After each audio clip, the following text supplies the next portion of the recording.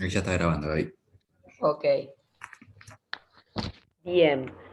Por eso la palabra del Señor, cuando habla del perdón, nos dice también que debemos perdonar 70 veces 7 y mucho más, ¿sí? Cuando comenzamos a transitar esa nueva vida que es el casamiento, que es el matrimonio, vamos a tener muchas veces que perdonar, muchas, y que ceder, que aprender a compartir, a aceptar las ideas del otro, en fin. Dice, el quinto punto dice, admita cuando está equivocado y busque la reconciliación con su cónyuge. Por tanto, si traes tu ofrenda al altar y allí te acuerdas de que tu hermano tiene algo contra ti, deja allí tu ofrenda delante del altar y anda, reconcíliate primero con tu hermano y entonces ve y presenta tu ofrenda. Mateo 5, 23, 24.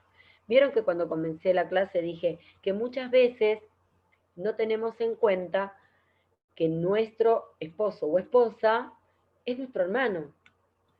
Y la palabra del Señor acá no es que tiene un librito aparte de la Biblia con respecto a cómo tratar, cómo llevar adelante las relaciones entre nosotros, sino que lo hace en forma general. Entonces, ¿qué nos dice la palabra de Dios? Que debemos arreglar los problemas, así como con los hermanos de la iglesia o con un familiar. No debemos excluir estos textos que son tan claros y específicos cuando habla de las relaciones interpersonales, excluirlas del matrimonio. Es importante que justo ahí vamos a tener mucho tiempo para practicarlo y muchas veces para practicarlo. ¿Sí? Bien, dice, hagan planes juntos, pero no se sorprenda cuando las cosas no salgan como lo planearon. Dice, no os conforméis a este siglo, sino transformaos por medio de la renovación de vuestro entendimiento para que comprobéis cuál sea la buena voluntad de Dios, agradable y perfecta. Romanos 12:2. Esto es importante. ¿Por qué? Obviamente que cuando se casan, tienen un montón de metas, un montón de objetivos, un montón de cosas y de ganas por hacer, realizar eh, tanto en el Señor, en el servicio, buscando la presencia de Dios, formando ese nuevo hogar, proyectos económicos, proyectos de viajes y todo, pero todo tienen que estar de acuerdo, tienen que hacer los planes juntos y ponerlos en oración. Y si por alguna razón el Señor no responde a esa oración, no abre las puertas para que se produzcan, se realicen esas metas espirituales, económicas o, digamos, intelectuales a la hora de realizarse y de seguir formándose. En fin, hay muchas metas. No son solo el servicio a Dios, no es solo estar juntitos, no significa casamientos juntos, mirando la tele y comiendo pochoclo. No es solo eso. El casamiento es una decisión muy importante que va demostrando que van tomando responsabilidades y esas responsabilidades las tienen que tomar en unidad. Así es como la primera iglesia que tiene todo cristiano. Eh, ¿Cuál es mi primera iglesia? La mía, la de la familia Núñez o Peggy. Mi casa, mi casa. ¿Dónde voy a ministrar? Yo voy a ministrar a mi marido me va a ministrar a mí. Yo voy a ser de bendición para mi marido va a ser de bendición para mí.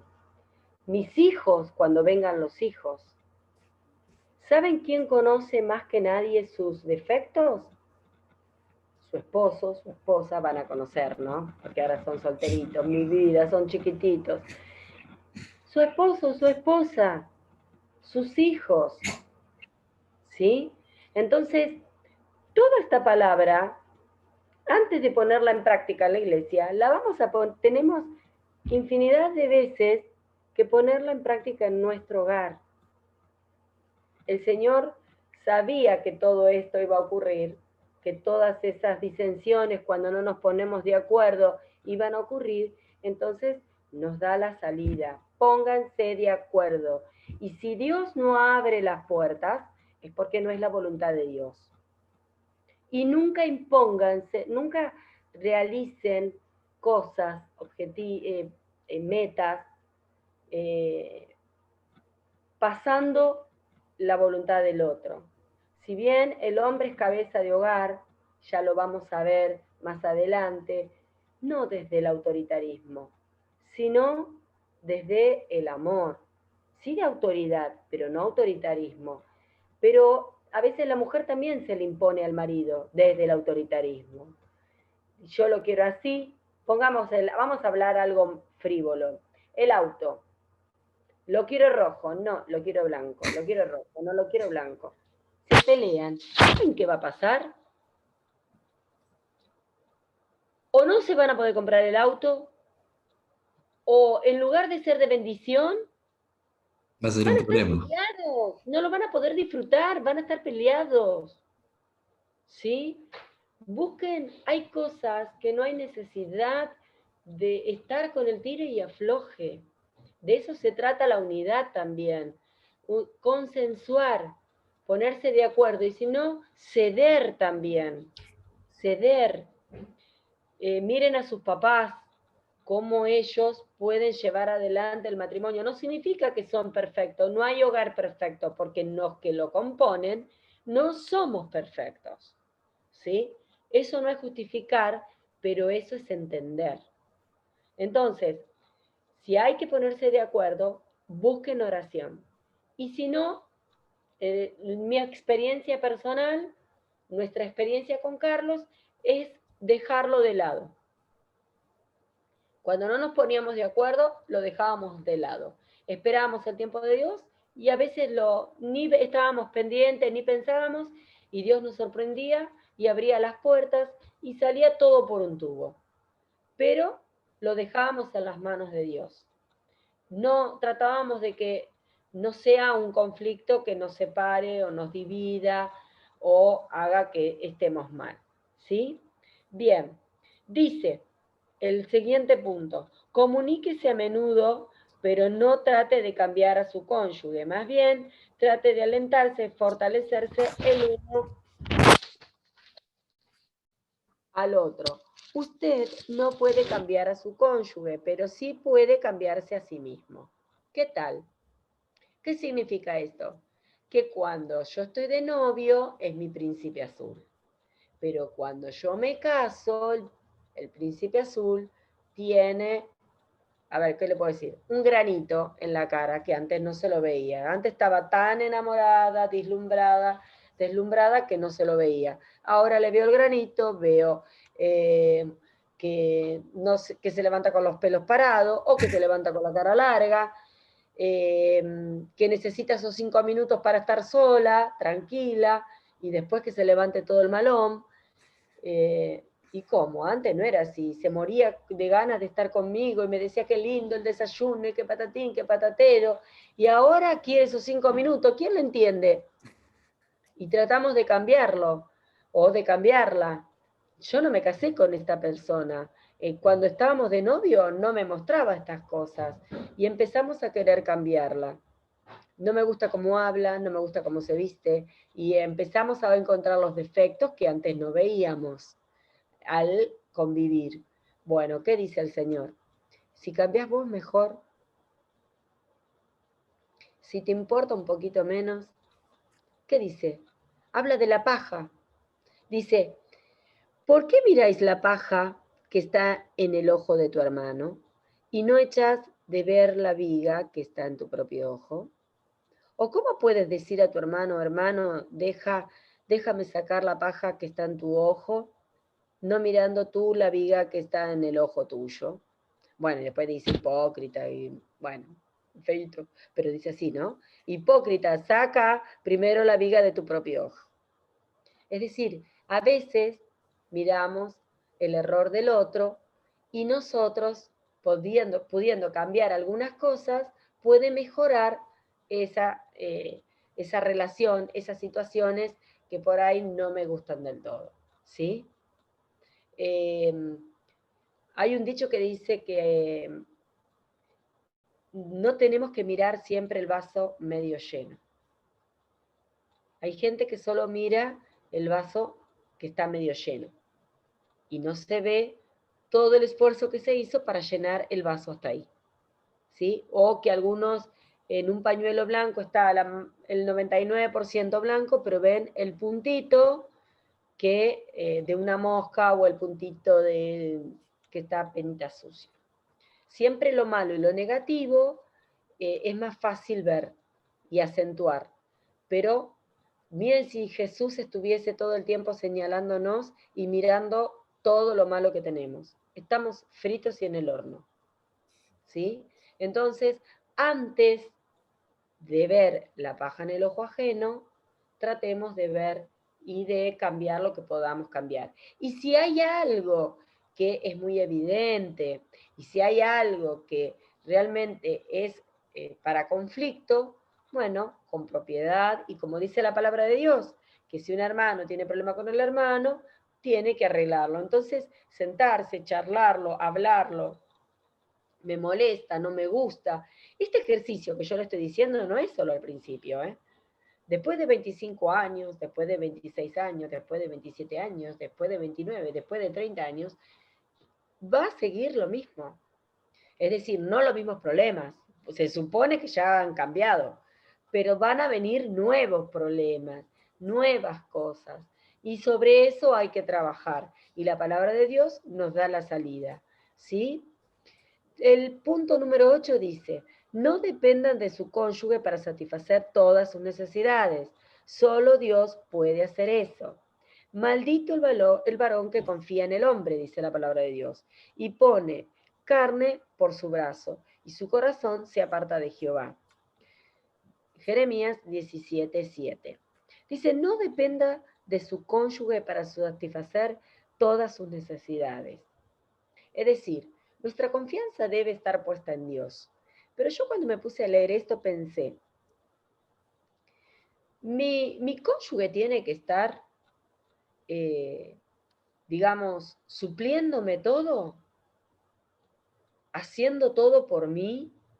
Él tiene que vivir para, eh, tengo que tener ese pensamiento de que él tiene que hacer todo para que yo me sienta bien. En principio, este texto habla de la confianza. La confianza tiene que estar puesta en Dios. No, y quiere decir también que las expectativas no tienen, de mi felicidad, no tienen que estar puestas en la persona como principal en mi corazón. Primero tiene que estar mi confianza y mi vida por sobre todo en Dios. Ese matrimonio tiene que estar solidificado, cimentado, arraigado en Dios. Pero también podríamos encontrarle otra enseñanza, que es la que le quiero decir y resaltar, que debemos confiar en nuestro cónyuge. Obviamente que no es que nos vamos a casar para ser infelices y no recibir nada bueno de la otra persona, porque si nos amamos, vamos a recibir amor, pero también debemos no ser abusivos. Así, no debemos estar esperando todo lo bueno del otro. ¿Qué doy yo también? ¿Eh? Me quedo solo para esperar las bondades, el amor y todo lo que viene, las demostraciones de amor que vienen de la otra persona hacia mí, como un bebé que espera de su mamá que siempre le dé la comida, o en realidad yo estoy dispuesto a dar y doy desinteresadamente. Porque a veces nos ponemos como en primera persona para recibir, para sentir, lo que a mí me pasa, lo que yo siento, lo que yo digo es más importante. Entonces, nuestra confianza tiene que estar en plenitud con Dios. Nuestro matrimonio tiene que estar cimentado en Dios, arraigado en Dios. Y si bien tengo que confiar en la otra persona, y no está hablando acá de las infidelidades, ni está hablando de que uno tenga dudas del amor y de la confianza que se le puede tener a la otra persona, pero que no dependa exclusivamente de la otra persona, mi bienestar, mi felicidad, sino que tiene que ser una construcción mutua. Los dos deben aportar a esa confianza y a ese amor, ¿sí? Bien, vamos al punto número 9. Un esposo debe estar dispuesto a cumplir el papel que Dios le ha dado. Maridos, amad a vuestras mujeres, así como Cristo amó a la iglesia y se entregó a sí mismo por ella para santificarla, habiéndola purificado con el lavamiento del agua por la palabra, a fin de presentársela a sí mismo, una iglesia gloriosa que no tuviese mancha, ni arruga, ni cosa semejante, sino que fuese santa y sin mancha. Así también los maridos deben amar a sus mujeres, como a sí mismo, como a sus mismos cuerpos. El que ama a su mujer, a sí mismo se ama. Efesios 5, 25, 28. Me encantó esto de la grilla, digamos, de la cartilla, porque siempre señalan, por una cuestión machista, el último punto, que habla de las esposas que deben estar dispuestas a cumplir con el papel que Dios le ha dado, y es de estar sujetas a sus propios maridos.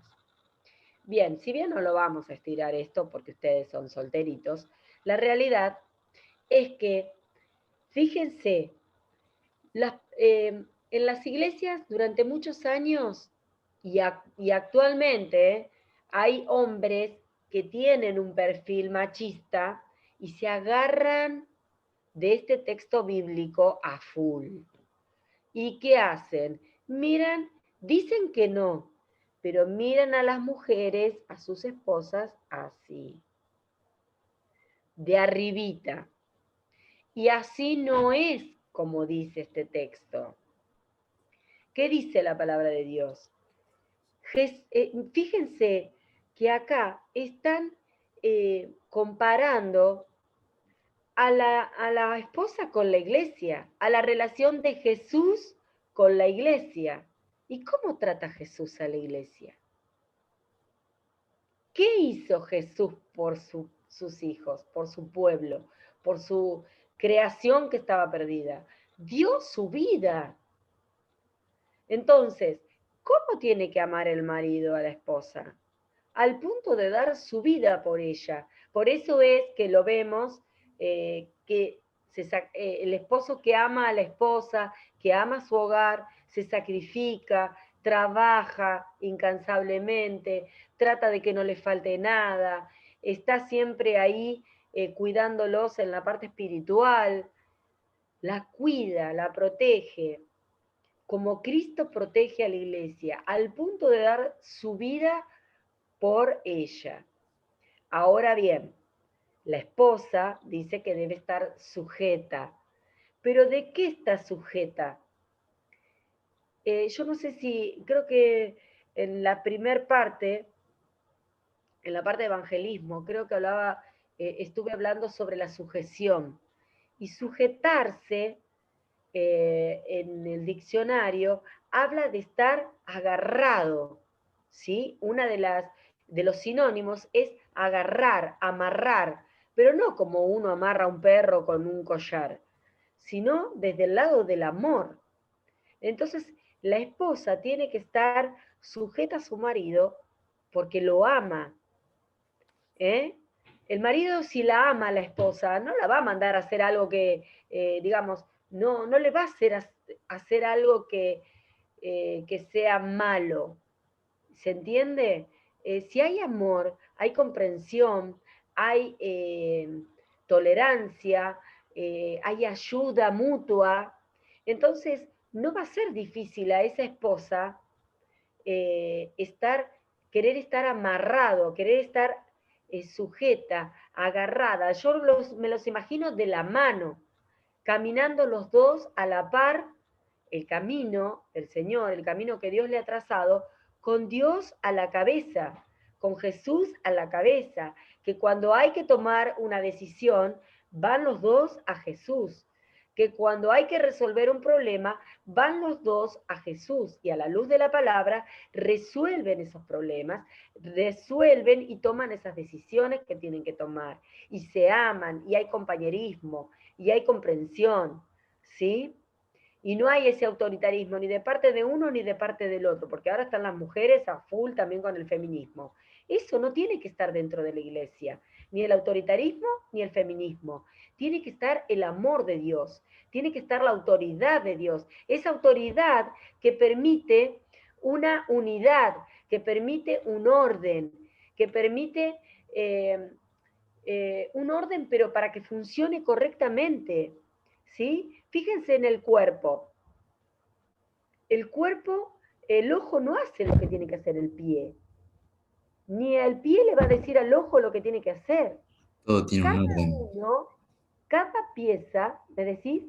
Todo tiene un orden, digo. Exacto, todo tiene un orden. Lo mismo pasa en el hogar. El marido es la autoridad, es la cabeza, pero la mujer tiene que estar sujeta, pero desde el amor. Las decisiones se toman en conjunto, en unidad y en armonía. ¿Cómo funciona la iglesia? La iglesia también. ¿Por qué hay un pastor, hay diáconos, hay ujieres, hay quien se ocupa de la alabanza, hay quien se ocupa de las danzas? Porque todo no podemos hacer una sola persona. Y hay un orden. Entonces Dios dejó establecido ese orden porque desde la creación del mundo, Dios mostró orden. Primero hizo una cosa, después otra, después otra, después otra. Y cuando creó las cosas, estaban en unidad. Estaba Dios Padre, Hijo y Espíritu Santo. ¿Sí? Y vio que todo era bueno, porque lo hizo en orden. Él es el ordenador, el orden por excelencia. Y ahí hay amor, y ahí funciona todo, y ahí funciona la paciencia, y funciona la comprensión, y funciona todo lo que tendría que funcionar, como en Primera de Corintios 13, que el amor todo lo soporta, todo lo puede, todo lo espera. El amor nunca va a dejar de ser. Dice que acabarán, pasará todo, pero el amor permanecerá. ¿Por qué? Porque Dios es amor. Y el amor más puro que pueda existir está representado en Dios mismo. Y nosotros somos sus hijos. Y nosotros debemos aprender a amarnos. Debemos amarnos con ese amor desinteresado, ese amor ágape del que hablamos la clase anterior. Y el punto número 10 habla de esa esposa que debe estar dispuesta. Las casadas estén sujetas a sus propios maridos, como al Señor, porque el marido es cabeza de la mujer, así como Cristo es cabeza de la iglesia. Y hay un texto que también habla de que la mujer, es una acotación con un tono sarcástico gracioso, donde habla de que la mujer es el vaso frágil. Así debe tratarla el hombre a la mujer. Lo que pasa es que a veces hay mujeres que no son de vaso, no son el vaso frágil, son de hierro. Entonces a veces el hombre tiene que tener mucha paciencia, tiene que tener tolerancia y tienen que ser ministrados uno con otro, y si no hay una, digamos, éxito en esa administración y en ese crecimiento, tiene que intervenir el pastor, la pastora, algún líder de matrimonios para que estas cosas se puedan solucionar. ¿Sí? Tratemos de ser las mujeres ese vaso frágil, ese vaso que necesita ese cuidado, ¿sí? Y el hombre que pueda sentirse amado y que pueda ser cabeza de hogar, que quiera ser cabeza de hogar, porque hoy también hay hombres que no quieren ser cabeza de hogar, no quieren tomar responsabilidad. Y como hoy la mujer tiene que salir a trabajar, muchas veces hay cosas que son compartidas, ¿no? Actividades de la casa, del hogar. Y el hombre comienza a ceder de tal manera que ya no le gusta tomar esa autoridad y tomar, digamos, esas decisiones porque se pone en un lugar cómodo. Eso tampoco, ¿sí? Si bien un matrimonio es de a dos, tiene que haber un consenso, pero ante todo tiene que haber amor, respeto, y Dios tiene que estar a la cabeza, para que Él pueda regular todo lo que tenga que regular en nuestro matrimonio, para que Él pueda cumplir sus propósitos en ese hogar, en esa que es y va a ser tu primer iglesia. ¿Sí? Bien, espero que les haya sido de bendición. Si alguien quiere compartir algo y si no, nos despedimos. La próxima clase va a ser presencial. No quiero ahondar demasiado en estos temas. Creo que son muy claros, son muy específicos, porque cuando yo me caso con esa persona que amo, no es esa persona que amo. Además de ser esa persona que amo, es ese hijo de Dios y ese es mi hermano en Cristo.